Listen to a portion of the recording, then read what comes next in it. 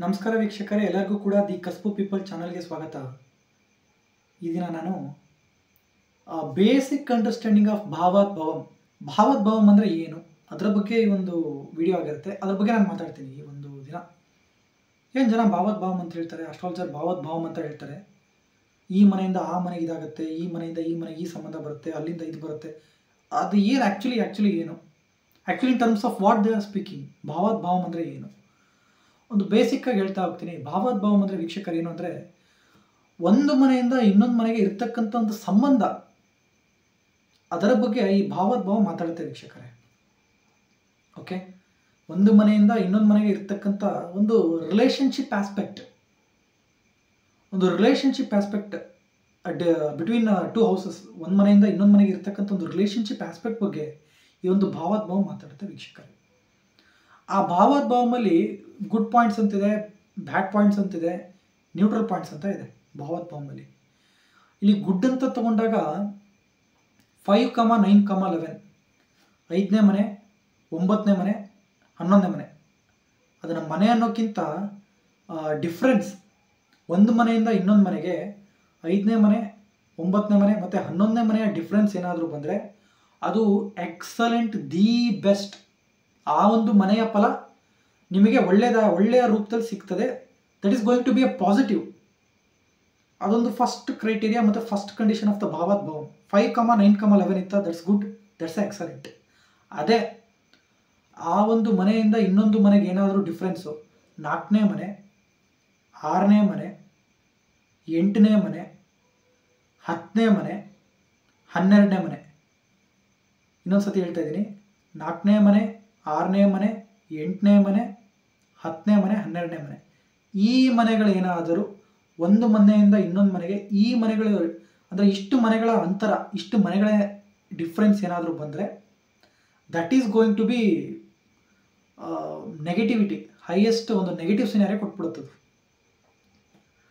Okay, ಅದರಲ್ಲೂ especially 6, 8 ಷಷ್ಟಾಷ್ಟಕ ಸಂಬಂಧ ಅಂತ ಹೇಳ್ತೀವಿ. ಷಷ್ಟಾಷ್ಟಕ ದ್ವಾದಶ ಸಂಬಂಧ ಅಂತ ಕರಿತೀವಿ. ಏನಿದೆ ಷಷ್ಟಾಷ್ಟಕ ದ್ವಾದಶ ಸಂಬಂಧ ಅಂದರೆ? ಷಷ್ಠ ಅಂದರೆ 6, ಅಷ್ಟ ಅಂದರೆ 8, ದ್ವಾದಶ ಅಂದರೆ 12. ಒಂದು ಮನೆಯಿಂದ ಇನ್ನೊಂದು ಮನೆಗೆ 6, 8 ಮತ್ತು 12ರ ಸಂಬಂಧ ಏನಾದರೂ ಬಂದರೆ ಅದು ಏನಾಗುತ್ತೆ?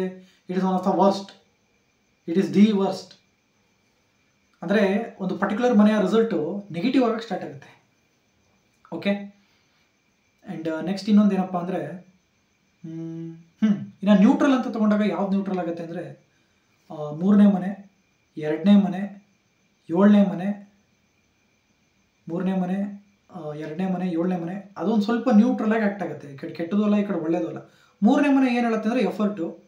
7ನೇ ಮನೆ ಏನು ಹೇಳುತ್ತೆ ಅಂದರೆ ಒಂದು ಫಾರ್ಮ್ಯಾಲಿಟಿ ಮತ್ತು ಒಂದು ವ್ಯಾವಹಾರಿಕ ಸಂಬಂಧ ಅಂತ ಕರಿತೀವಲ್ಲ, ಅದ್ರ ಬಗ್ಗೆ 7ನೇ ಮನೆ ಮಾತಾಡುತ್ತೆ. ಫಾರ್ ಎಕ್ಸಾಂಪಲ್ ಹೇಳ್ತೀನಿ, ಭಾವೋದ್ಭವಂ ಒಂದು ಎಕ್ಸಾಂಪಲ್ ಕೊಡ್ತೀನಿ. 4ನೇ ಮನೆ ಅಂದರೆ ಪ್ರಾಪರ್ಟಿ, ಸೇಲ್ ಆಫ್ ಪ್ರಾಪರ್ಟಿ. ಎಷ್ಟನೇ ಮನೆ? 10ನೇ ಮನೆ. ಗೊತ್ತಾಯಿತು? ಸೇಲ್ ಆಫ್ ಪ್ರಾಪರ್ಟಿ 10ನೇ ಮನೆ. ಅದಕ್ಕೆ ಅಲ್ಲಿ 4, 10 ಇತ್ತು ಅಂದರೆ ರಿಯಲ್ ಎಸ್ಟೇಟ್ ಕಾಂಬಿನೇಷನ್ ಅಂತ ಕರಿತೀವಿ. ಬೇಕಾದ್ರೆ ಅಬ್ಸರ್ವ್ ಮಾಡಿ, 4ನೇ ಮನೆಗೂ ಮತ್ತು 10ನೇ ಮನೆಗೂ ಎಷ್ಟು ಮನೆ ಡಿಫ್ರೆನ್ಸ್ ಇದೆ ಅಂದರೆ 7 ಮನೆ ಡಿಫ್ರೆನ್ಸ್ ಇದೆ. 4, 5, 6, 7, 8, 9, 10 ಸಮಸಪ್ತಮ ಸಂಬಂಧ. ಮತ್ತು ನೀವು 10ರಿಂದ ಕೌಂಟ್ ಮಾಡಿ, ಅಲ್ಲೂ ಕೂಡ ನಿಮಗೆ 7 ಸಿಗುತ್ತೆ. ಸೊ ಅಲ್ಲಿ ವ್ಯಾವಹಾರಿಕ ಸಂಬಂಧನ ಅದು ಕ್ರಿಯೇಟ್ ಮಾಡ್ತಾ ಇದೆ. ಓಕೆ, ಸೊ ಅದಕ್ಕದು ನ್ಯೂಟ್ರಲ್ ಆಗುತ್ತೆ. ಅದೇ ಮತ್ತು 2 ಹೆಂಗೆ ಅದು ನ್ಯೂಟ್ರಲ್ ಅಂತ ಹೇಳಿದೆ ಅಂದರೆ, 2 ಫಾರ್ ಎಕ್ಸಾಂಪಲ್ ಇನ್ನೊಂದು ಹೇಳ್ತೀನಿ ಭಾವೋದ್ಭವಂ. 1 ಅಂದರೆ ಯಾರು? 1ನೇ ಮನೆ ಅಂದರೆ ನಾನು. 1ನೇ ಮನೆ ಅಂದರೆ ನಾನು, ನನ್ನ ಮಟೀರಿಯಲಿಸ್ಟಿಕ್ ರಿಸೋರ್ಸ್, ನನ್ನ ಬ್ಯಾಂಕ್ ಬ್ಯಾಲೆನ್ಸ್, ನನ್ನ ಒಂದು ಸೇವಿಂಗ್ಸ್, ನನ್ನ ಒಂದು ಲಿಕ್ವಿಡ್ ಕ್ಯಾಶ್. ಲಗ್ನದಿಂದ 2ನೇ ಮನೆ ಅಂದರೆ ನನ್ನ ಜಾತಕದಲ್ಲಿ ಇರ್ತಕ್ಕಂಥ 2ನೇ ಮನೆ, ನ್ಯೂಟ್ರಲ್. ಅದೇ ಫಾರ್ ಎಕ್ಸಾಂಪಲ್ ನನ್ನ ಮಗನ ಬ್ಯಾಂಕ್ ಬ್ಯಾಲೆನ್ಸ್, ನನ್ನ ಮಗ ಅಂದರೆ ಎಷ್ಟು? ಲಗ್ನದಿಂದ 5ನೇ ಮನೆ ನನ್ನ ಮಗ, ಅವನ ಬ್ಯಾಂಕ್ ಬ್ಯಾಲೆನ್ಸ್ ಅಂದರೆ 5ನೇ ಮನೆಗೆ 2ನೇ ಮನೆ, 6ನೇ ಮನೆ. ಇಷ್ಟೇ ಭಾವೋದ್ಭವಂ. 6ನೇ ಮನೆ ಎದ್ರ ಬಗ್ಗೆ ಹೇಳುತ್ತೆ ಅಂದರೆ ನನ್ನ ಒಂದು ಚಿಲ್ಡ್ರನ್, ನನ್ನ ಒಂದು ಎಲ್ಡರ್ ಬಾರ್ನ್ ಚೈಲ್ಡ್, ನನ್ನ ಒಂದು ಮಗನ ಒಂದು ಬ್ಯಾಂಕ್ ಬ್ಯಾಲೆನ್ಸ್, ಮಗ ಅಥವಾ ಮಗಳು. ಯಾಕಂದರೆ 5ನೇ ಮನೆ, ಲಗ್ನದಿಂದ 5ನೇ ಮನೆ ಅಂದರೆ ಮಕ್ಕಳು, ಅವ್ರ ಬ್ಯಾಂಕ್ ಬ್ಯಾಲೆನ್ಸ್ 6ನೇ ಮನೆ ಮಾತಾಡುತ್ತೆ.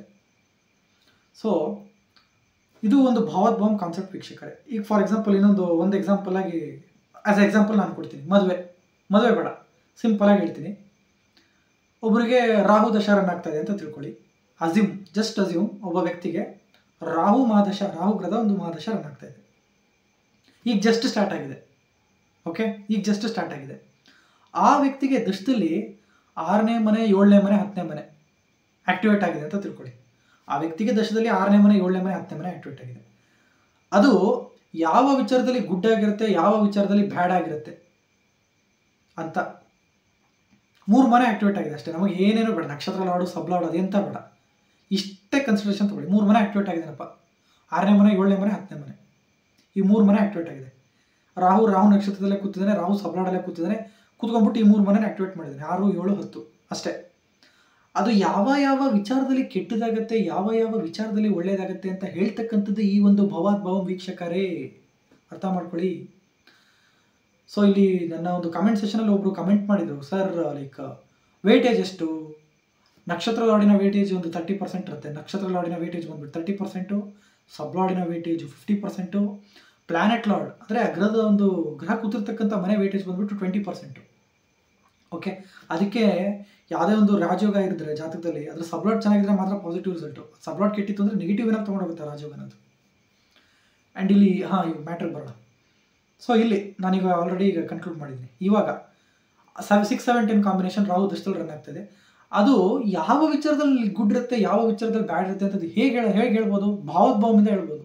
ಈಗ ಫಾರ್ ಎಕ್ಸಾಂಪಲ್ ಜಾಬ್ ಅಂತ ತಗೋತೀನಿ. ಜಾಬ್ ಅಂದರೆ ಒಂದು ಕಂಪ್ನಿನಲ್ಲಿ ನಾನು ಸರ್ವಿಸ್ ಮಾಡೋಕ್ಕೆ ಹೋಗ್ತಾ ಇದ್ದೀನಿ. ಒಂದು ಕಂಪ್ನಿ ಸರ್ವಿಸ್, ಒಂದು ಕಂಪ್ನಿ ಅಂದರೆ 10ನೇ ಮನೆ ನೋಡಿ, ಒಂದು ಕಂಪ್ನಿ ಅಂದರೆ 10ನೇ ಮನೆ. ಅಲ್ಲಿ ನನಗೆ ಒಂದು ಕಂಪ್ನಿನಲ್ಲಿ ನನ್ನ ಜಾತಕದಲ್ಲಿ ಇರ್ತಕ್ಕಂಥ 6, 7, 10 ಕಾಂಬಿನೇಷನ್ ಎಷ್ಟು ಸಪೋರ್ಟಿಂಗ್ ಆಗಿದೆ.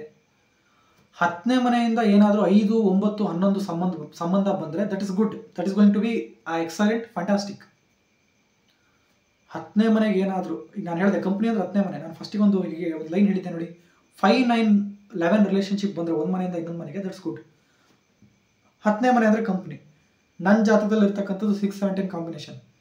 10ನೇ ಮನೆ ಲಗ್ನ ಮಾಡ್ಕೊಂಡು ಫಸ್ಟ್ 6ನೇ ಮನೆ ನೋಡೋಣ. 10ನೇ ಮನೆಗೆ 6ನೇ ಮನೆ ಬಂದ್ಬಿಟ್ಟು 10, 11, 12, 1, 2, 3, 4, 5, 6, 9ನೇ ಮನೆ ಆಗುತ್ತೆ. 10ನೇ ಮನೆ ಲಗ್ನ ಮಾಡ್ಕೊಂಡ್ರೆ, ಕಂಪ್ನಿ ಲಗ್ನ ಮಾಡ್ಕೊಂಡ್ರೆ ಆ 9ನೇ ಮನೆ 6ನೇ ಮನೆಗೆ ಬಂದ್ಬಿಡುತ್ತೆ. ಅಂದರೆ ಆಶೀರ್ವಾದ ಅಂತ. 9ನೇ ಮನೆ 5ನೇ ಮನೆ ಅಂದರೆ ಆಶೀರ್ವಾದ. ಕಂಪ್ನಿಯ ಆಶೀರ್ವಾದ, ಬಾಸಿನ ಆಶೀರ್ವಾದ ನನ್ನ ಮೇಲೆ ಒಂದು 20% ಇರುತ್ತೆ. ಯಾಕಂದರೆ ರಾಹುನಲ್ಲಿ 6, 7, 10 ಕಾಂಬಿನೇಷನ್ ಇದೆ. ಓಕೆ, 6th ಹೌಸಲ್ಲಿ ರಾಹು ಕೂತಿದೆ. ಕೂತಿರ್ತಕ್ಕಂಥ ಒಂದು ಮನೆಯ ಒಂದು ವೇಟೇಜ್ ಎಷ್ಟು, 20%. ಓಕೆ, ಆ ನಕ್ಷತ್ರದ ವೇಟೇಜು 30%, ಸಬ್ಲಾಡಿನ ವೇಟೇಜ್ 50%. ಸೊ ಅಲ್ಲಿ 20% ನನಗೇನಿರ್ತದೆ, ಬಾಸಿನ ಆಶೀರ್ವಾದ ನನ್ನ ಮೇಲೆ ಇರ್ತದೆ. ಈಗ ಓಕೆ, ಬಾಸಿನ ಆಶೀರ್ವಾದ ನನ್ನ ಮೇಲೆ ಇದೆ. 7ನೇ ಮನೆ ಒಂದು ಇವಾಗ ರೀಡಿಂಗ್ ಕೊಡೋಣ. 7ನೇ ಮನೆ 10ನೇ ಮನೆ ಲಗ್ನ ಮಾಡ್ಕೊಂಡ್ರೆ 10ಕ್ಕೆ 10ನೇ ಮನೆ 7ನೇ ಮನೆ ಆಗುತ್ತೆ. 10ಕ್ಕೆ 10ನೇ ಮನೆ 7ನೇ ಮನೆ ಆದಾಗ ಏನಾಗುತ್ತೆ, 7ನೇ ಮನೆ ಬಂದಾಗ ಏನಾಗುತ್ತೆ ಅಂದರೆ ಬಾಸಿಗೆ ಡೌಟ್ ಬರುತ್ತೆ, ಇವನೇನೋ ನನ್ನ ಮೇಲೆ ಸ್ಕೆಚ್ ಆಗ್ತಾವನಲ್ಲ, ಇವ್ನು ನನ್ನನ್ನು ಓವರ್ಟೇಕ್ ಮಾಡ್ತಾ ಇದ್ದಾನ ಅಂತ. Overtake combination. 10ನೇ ಮನೆ ಅಂದರೆ ಓವರ್ಟೇಕ್ ಮಾಡೋದು, ಅಂದರೆ ಅವ್ರಿಗಿಂತ ಮೇಲ್ ಬೆಳೆಯೋದು. ಸೊ ಅಲ್ಲಿ ಒಂದು 30% ಏನಾಗುತ್ತೆ, ಬ್ಯಾಡ್ ಆಯ್ತು ಅಲ್ಲಿ, ಹೌದಾ. ಈಗ ನೆಕ್ಸ್ಟ್ ಸಬ್ಲಾಡಲ್ಲಿ ಏನಿದೆ, 10 ಅಂತ ಇದೆ ಮತ್ತೆ. ಆದರೆ 10 ಇದೆ ಅಂದರೆ ದಟ್ ನ್ಯೂಟ್ರಲ್, ಯಾಕಂದರೆ ಒಂದು ಸಂಬಂಧ 10ಕ್ಕೆ 10 ಮ್ಯಾಚ್ ಆಗಿರೋದ್ರಿಂದ ಸರ್ವಿಸ್ ಕಟ್ ಆಗಲ್ಲ, ಸರ್ವಿಸಲ್ಲಿ ಇರ್ತಾರೆ. ಅವ್ರು ಪ್ರಮೋಷನಿಗೋಸ್ಕರ ಸ್ಟ್ರೈವ್ ಮಾಡ್ತಾ ಇರ್ತಾರೆ, ಓವರ್ಟೇಕ್ ಮಾಡೋಕ್ಕೆ ಸ್ಟ್ರೈವ್ ಮಾಡ್ತಾ ಇರ್ತಾರೆ. ಸೊ 10 ಕೂಡ 50% ಸೂಪರಾಗಿ ಇದೆ ಅಲ್ಲಿ. ಸೊ ಅಂದರೆ ಒಂದು ಕಂಪ್ನಿಗೆ, ಒಂದು ಸರ್ವಿಸಿಗೆ, ಒಂದು ಜಾಬ್ ವಿಚಾರದಲ್ಲಿ ಅದು ಏನಾಯಿತು, ಗುಡ್ ಆಯಿತು. ಕಾಂಬಿನೇಷನ್ 6 ಮತ್ತು 6, 7, 10 ಕಾಂಬಿನೇಷನ್ ಗುಡ್ ಆಯಿತು. 30% ವರ್ಸ್ಟ್ ಆಯಿತು. ನೆಕ್ಸ್ಟ್ ಇನ್ನೊಂದು ಕೇಸ್ ಸ್ಟಡಿ ತೊಗೊಳ್ಳೋಣ. ಅದೇ 6, 7, 10 ಕಾಂಬಿನೇಷನ್ ಹೆಲ್ತಿಗೆ ಏನಾಗುತ್ತೆ. ಹೆಲ್ತ್ ಅಂದರೆ ಎಷ್ಟನೇ ಮನೆ, 5ನೇ ಮನೆ. ಹೆಲ್ತ್ ಅಂದರೆ 5ನೇ ಮನೆ. ಆ ಹೆಲ್ತಿಗೆ 5ನೇ ಮನೆ, ಹೆಲ್ತ್ ಅಂದರೆ 5ನೇ ಮನೆ. ಅದೇ 6, 7, 10 ಕಾಂಬಿನೇಷನ್ ಹೆಲ್ತಿಗೆ ಏನಾಗುತ್ತೆ, ಭಾವೋದ್ಭವಂ ಅಪ್ಲೈ ಮಾಡಿ, ಭಾವೋದ್ಭವಮಿನ ರೂಲ್ಸ್ ಅಪ್ಲೈ ಮಾಡಿ. ನಾನು ಹೇಳಿದ್ನಲ್ಲ 4, 6, 8, 10, 12 ಬಂದರೆ ದಟ್ ಇಸ್ ಬೋತ್ ಮಿಶ್ರ ಫಲ. ಅದು ಗುಡ್ಡು ಇದೆ, ಬ್ಯಾಡು ಇದೆ. ಅದೇ 5, 9, 11 ಬಂದರೆ ದಿ ಬೆಸ್ಟ್, ದಿ ಗುಡ್. ಅದೇ ಇನ್ನು 2 ಮತ್ತು 7 ಈ ಒಂದು ಸಂಬಂಧ ಬಂದರೆ 2, 3, 7 ಬಂದರೆ ಎಫರ್ಟ್ ಇರುತ್ತೆ, ಸ್ವಲ್ಪ ಬಿಸ್ನೆಸ್ ರಿಲೇಟೆಡ್ ಇರ್ತದೆ, ಒಂದು ಮಟೀರಿಯಲಿಸ್ಟಿಕ್, ಒಂದು ರಿಸೋರ್ಸ್ ರಿಲೇಟೆಡ್ ಆಗಿರ್ತದೆ, ಈ ಒಂದು ವಿಚಾರ. ಇವಾಗ ಇನ್ ಟರ್ಮ್ಸ್ ಆಫ್ ಹೆಲ್ತ್ ಇದೇ ಕಾಂಬಿನೇಷನ್ ಸ್ಟಡಿ ಮಾಡಿ. 6, 7, 10 ಅಂತ ಒಂದು ಕಾಂಬಿನೇಷನ್ ಇದೆ. ಇನ್ ಟರ್ಮ್ಸ್ ಆಫ್ ಹೆಲ್ತ್ ಇದೇನಾಗುತ್ತೆ, 5ನೇ ಮನೆ ಆರೋಗ್ಯ, ಒಳ್ಳೆ ಆರೋಗ್ಯ ಅಂದರೆ 5ನೇ ಮನೆ. ಆ 5ನೇ ಮನೆಗೆ 6ನೇ ಮನೆ ಎಷ್ಟನೇ ಮನೆ ಆಗುತ್ತೆ, 2ನೇ ಮನೆ. ಅಂದರೆ ನನಗೆ ಆರೋಗ್ಯ ಬೇಕು ಅಂದರೆ what is the resource of the health, 5ನೇ ಮನೆಗೆ 2ನೇ ಮನೆ, 6ನೇ ಮನೆ. ಯಾಕಂದರೆ ರಾಹುನಲ್ಲಿ 6ನೇ ಮನೆ ಇದೆ. ನಡೀತಕ್ಕಂಥ ಮಹಾದಶದಲ್ಲಿ 6ನೇ ಮನೆ ಆಕ್ಟಿವೇಟ್ ಆಗಿರೋದ್ರಿಂದ 5ನೇ ಮನೆ, 2ನೇ ಮನೆ, 6ನೇ ಮನೆ ಅಂದರೆ, 6ನೇ ಮನೆ ಅಂದ್ರೂ the resource of A good health is medicine. ಏನೋ ತಗೋತಾ ಇರ್ತಾರೆ ಮೆಡಿಸಿನ್ನು, 6ನೇ ಮನೆ ಅಂದರೆ ಈಗ ಕೈ ನೋವು ಕಾಲು ನೋವು ಅಂತೇನೋ ಒಂದು ಆಯಿಂಟ್ಮೆಂಟ್ ಹಚ್ಕೊತಾ ಇರ್ತಾರೆ, ಆಯಿಂಟ್ಮೆಂಟ್ ಹಚ್ಕೊಂಡು ತಿಕ್ಕತಾ ಇರ್ತಾರೆ. ಅದು ತಿಕ್ಕೊಂಡಾಗ ಅವ್ರಿಗೆ ಒಂದು ಸ್ವಲ್ಪ ಅಂದರೆ ಅದು ಮಸಾಜ್ ಮಾಡ್ಕೊಂಡಾಗ ಅದನ್ನು ತಿಕ್ಕಿದಾಗ ಅವ್ರಿಗೊಂದು ಸ್ವಲ್ಪ ರಿಲ್ಯಾಕ್ಸ್ ಆದಂಗೆ ಆಗುತ್ತೆ. ಆವಾಗ ಅವರು ಅಗೇನ್ ಬೂಸ್ಟಪ್ ಆಗ್ಬಿಟ್ಟು ವರ್ಕ್ ಮಾಡೋಕ್ಕೆ ಹೋಗ್ತಾರೆ. 6ನೇ ಮನೆ. ಓಕೆ, ಇನ್ನು 7ನೇ ಮನೆ ಏನು ಹೇಳುತ್ತೆ ಅಲ್ಲಿ? 7ನೇ ಮನೆ 5ನೇ ಮನೆ ಅಂದರೆ ಗುಡ್ ಹೆಲ್ತು. ಸೊ ಅಲ್ಲಿ 7ನೇ ಮನೆ ಬಂತು. 5ನೇ ಮನೆಗೆ 3ನೇ ಮನೆ, 5ನೇ ಮನೆ ನೀವು ಲಗ್ನ ಮಾಡ್ಕೊಂಡ್ರೆ 3ನೇ ಮನೆ 7ನೇ ಮನೆ ಬರುತ್ತೆ. 7ನೇ ಮನೆ ಅಂದರೆ ಏನಾಗುತ್ತೆ? ಸ್ಟ್ರಗಲ್ ಅಂತ ಹೇಳ್ತೀವಿ, ಎಫರ್ಟ್ ಆಗ್ತಕ್ಕಂಥದ್ದು. ಅಂದರೆ ಫಿಸಿಕಲ್ ಹೆಲ್ತನ್ನ ಮೇಂಟೈನ್ ಮಾಡೋಕ್ಕೋಸ್ಕರ ಅವರು ಸ್ವಲ್ಪ ಎಕ್ಸಸೈಸ್ ಮಾಡ್ತಾ ಇರ್ಬೋದು, ಚೆನ್ನಾಗಿ ವ್ಯಾಯಾಮ ಮಾಡ್ತಿರ್ಬೋದು, ವಾಕಿಂಗ್ ಮಾಡ್ತಿರ್ಬೋದು. ಓಕೆ, ಇಷ್ಟು ವಿಚಾರನ ಅದು ಹೇಳುತ್ತೆ.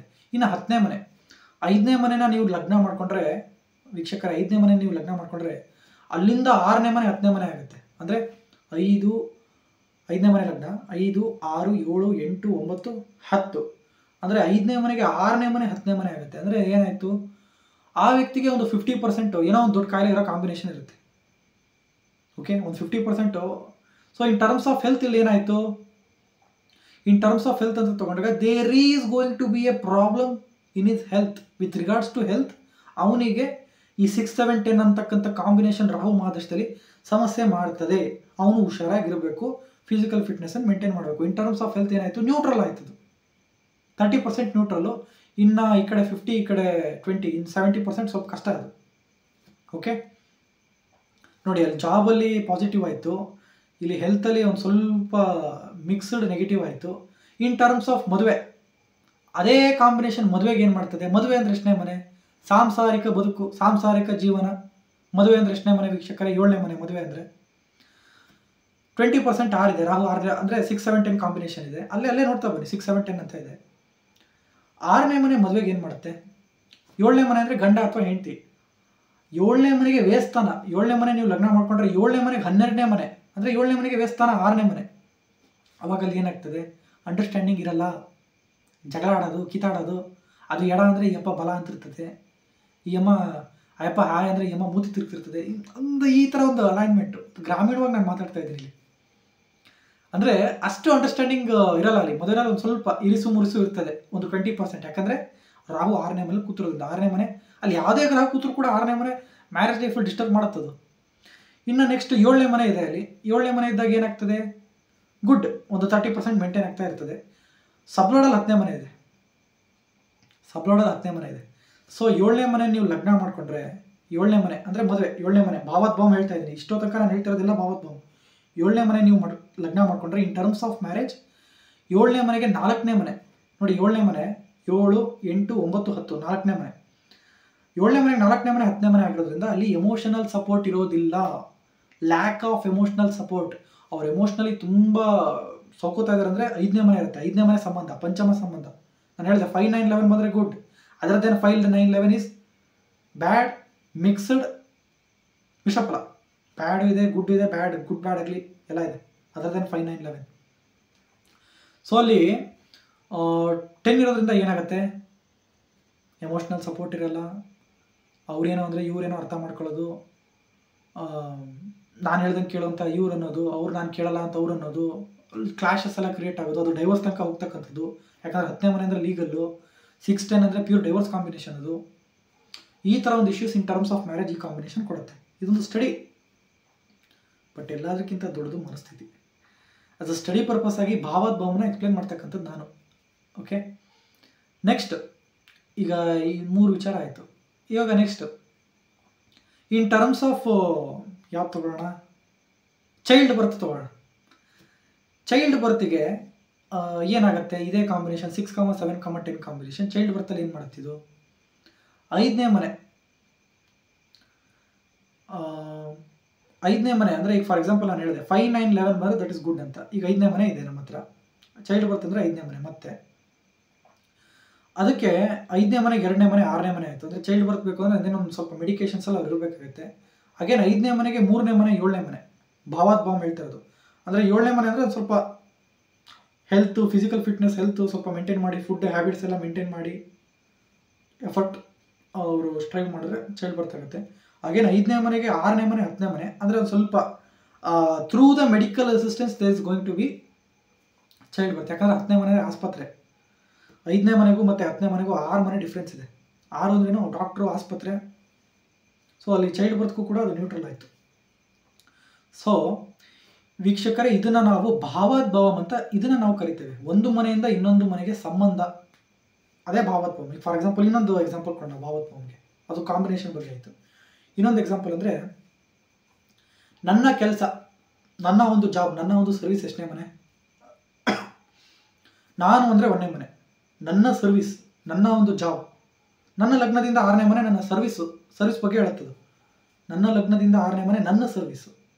ನನ್ನ ಲಗ್ನದಿಂದ 10ನೇ ಮನೆ ನನ್ನ ಕೆರಿಯರು ಮತ್ತು ನನ್ನ ಪ್ರೊಫೆಷನ್. ನಾನು ಯಾವ ಸ್ಟ್ರೀಮನ್ನು ಚೂಸ್ ಮಾಡ್ತೀನಿ, ನಾನು ಯಾವ ಸ್ಟ್ರೀಮಲ್ಲಿ ಮುಂದುವರಿತೀನಿ, ನನ್ನ ಲಗ್ನದಿಂದ 10ನೇ ಮನೆ ಅದ್ರ ಬಗ್ಗೆ ಹೇಳ್ತೀನಿ. ಓಕೆ, ಇವಾಗ ನನ್ನ ಒಂದು ಲೈಕ್ ಆಪೋಸಿಟ್ ಪರ್ಸನ್ ಅಂದರೆ ನನ್ನ ಪಾರ್ಟ್ನರ್, ನನ್ನ ಸ್ಪೌಸ್, ಓಕೆ, ಅವರ ಕೆರಿಯರ್ ಮತ್ತು ಅವರ ಒಂದು ಸರ್ವಿಸ್ ಬಗ್ಗೆ ಯಾವ ಮನೆ ಮಾತಾಡುತ್ತೆ?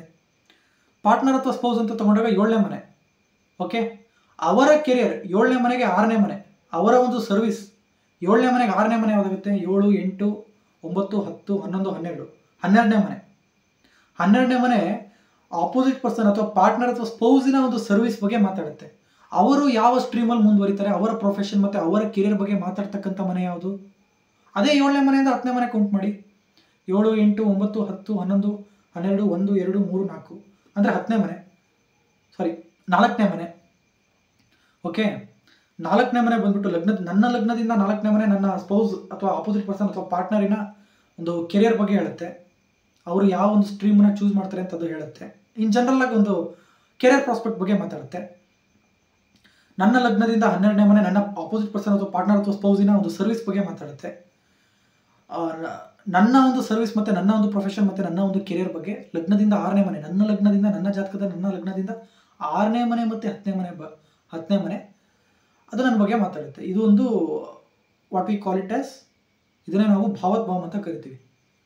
ಈಗ ಫಾರ್ ಎಕ್ಸಾಂಪಲ್ ಅಪ್ಪ, ನನ್ನ ಆರೋಗ್ಯ 5ನೇ ಮನೆ, ನನ್ನ ಆರೋಗ್ಯ 5ನೇ ಮನೆ.